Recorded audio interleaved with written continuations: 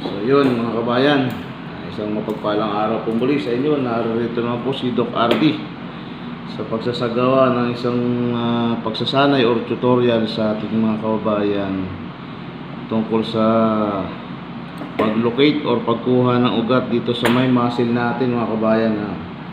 Sa may muscle natin yan. Yan ang tinatawag na brachial artery.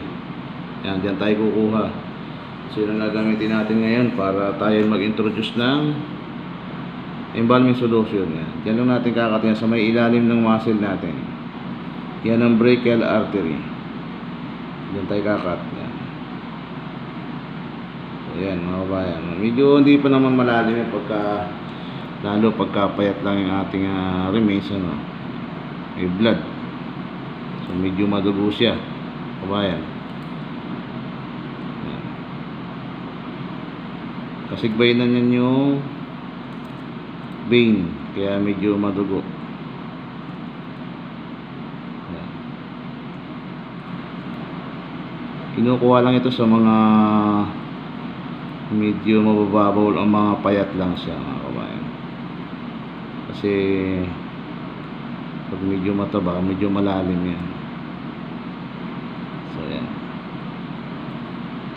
Tandahan lang, tayo-tayo lang yan kabayan, kasi baka masira din yung ugat. Yan lang, medyo makunat siya.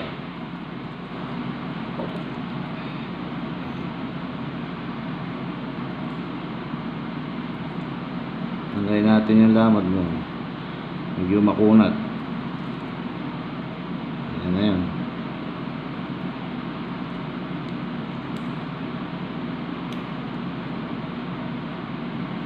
Yun, no? Ayan. Ayan, nakikita na natin yung brachial artery. So, yan. Yan yung vein, no? Yan, no?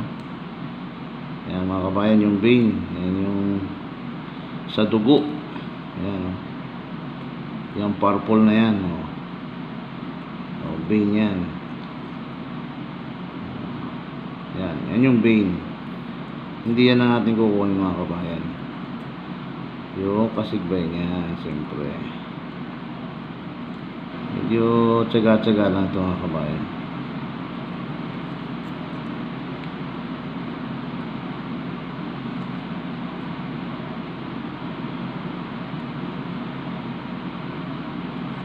Hindi yan. Lamad yan, lamad kabayan. So medyo titingnan nyo rin kung tama yung kinukuha nyo.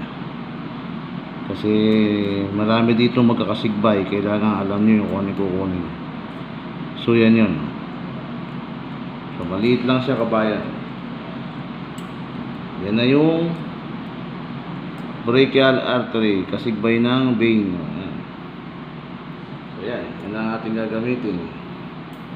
Katulad sa mga naunang video, halos kasing laki din siya. Pero meron itong pagkakataon na mas malaki ito. Ito lang, maliit lang ugat ng ating remains kaya ganyan lang sa kaliit. So yun. Yan lang pag-locate ng brachial artery. Medyo maproseso siya mga kabayan. Kasi marami siyang kasigbay na ugat.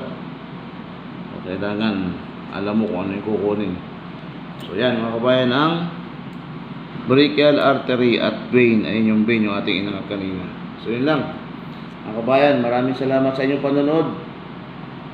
So, thank you.